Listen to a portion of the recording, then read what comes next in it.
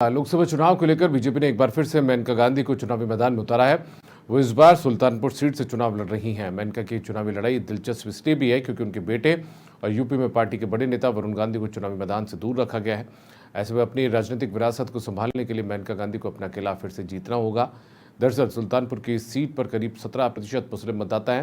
यहाँ 25 मई को वोटिंग होनी है। माना जा रहा है कि मुस्लिम वोटर्स की संख्या के चलते मेनका गांधी के चुनावी कैंपेन में राम मंदिर को लेकर कोई जिक्र नहीं दिखता है।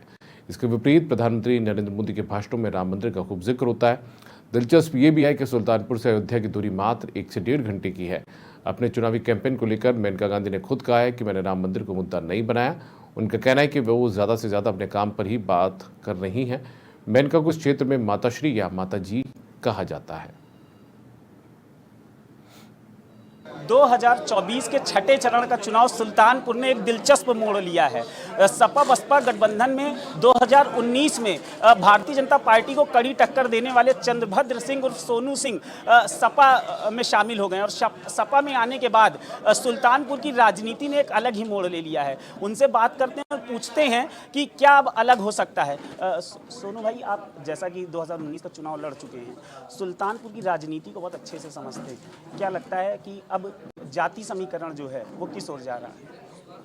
देखिए, इस बार जातीय समीकरण फेल हो चुका है। सभी जातियों के लोग पूरी तरह से समाजवादी पार्टी के साथ हैं।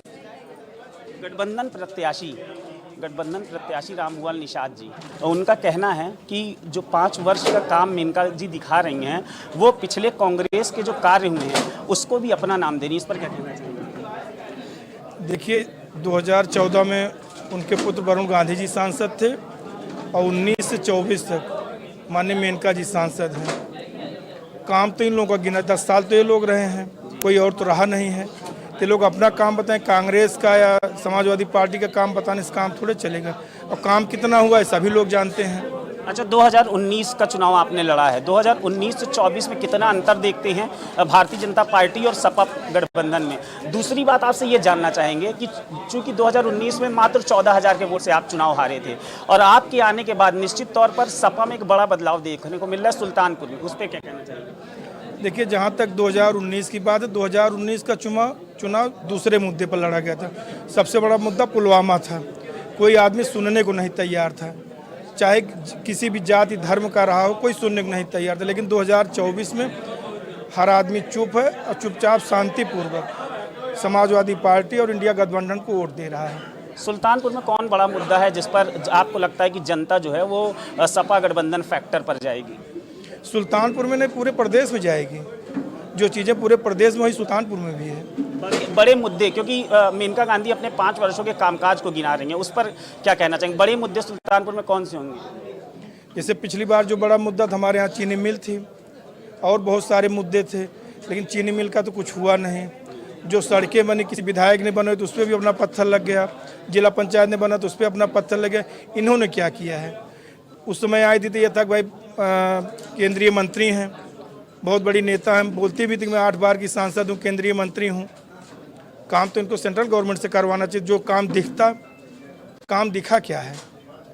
तो ये हमारे साथ सोनू सिंह, इनका कहना है कि जो ज़मीनी मुद्दे हैं जिस पर मेनका गांधी 2019 में जब चुनाव लड़ने आई थी तो उनका ये कहना था कि मैं केंद्र में इन मुद्दों को लेकर जाएंगी, लेकिन धरातल पर समाजवादियों का कहना कि धरातल पर वो चीज़ें असर नहीं की हैं।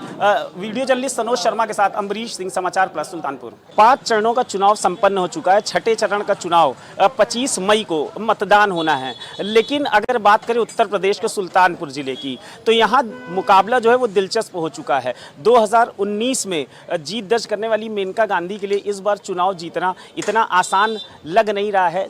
2019 में सपा बसपा के गठबंधन से लड़ने वाले चंद्रभद्र सिंह उर्फ सोनू सिंह 14,000 वोटों से मेनका गांधी से हार गए थे। लेकिन इस बार 2024 में समाजवादी पार्टी के साथ सोनू सिंह का साथ मिला है समाजवादी पार्टी को। कल अखिलेश यादव ने उनको समाजवादी पार्टी ज्वाइन कराई है। लेकिन दिलचस्प बात यह है कि सुल्तानपुर जिले में जिस तरीके से मेनका गांधी का वर्चस्व पिछले 5 वर्षों में काम कराया है, 2014 से 19 तक उनके ही पुत्र वरुण गांधी सुल्तानपुर से सांसद रहे, लेकिन 2019 में सीट बदलकर मेनका गांधी को सीट दी गई। लड़ाई दिलचस्प रही, कांटे की टक्कर रही और 14,000 वोटों से मेनका गांधी विजयी हुई। लेकिन इस बार 17% मुस्लिम वोट के अलावा लगभग 2.5 लाख निषाद वोट है और राम भुआल निषाद जो कि सपा प्रत्याशी हैं वो कड़ी टक्कर देते दिख रहे हैं। वहीं सपा बहुजन समाज पार्टी ने उदयराज वर्मा को टिकट दिया है और टिकट देने के साथ ही कुर्मी वोट बैंक जो है